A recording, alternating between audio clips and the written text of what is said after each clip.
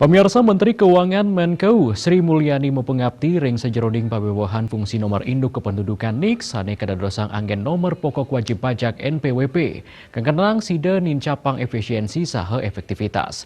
Sri Mulyani taler ngelingang mangde pemargin puniki nenten nagingin pikobet ring tengahin masan transisi pemekas ring teknis wiadin organisasinya nih.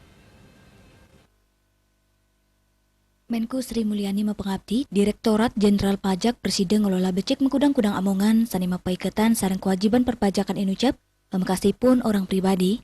Selain saking kantor berita antara, mawawahnyane fungsi NIK dados NPWP pindah ke sile tunggil untuk reformasi perpajakan, sani munggu ring rancangan undang-undang utawi RUU Harmonisasi Peraturan Perpajakan HPP.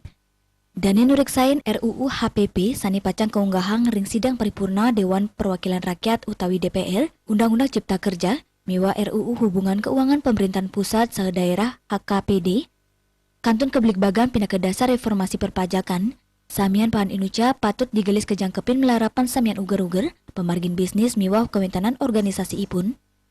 Pundi kemawinan dani nugesang mangde samian jajaran Kemenku yatne medalang pemargi, sajerone mengkam-kamin peraturan teknis saninya yubin samian kebijakan inucap mangde becek kewigunayang.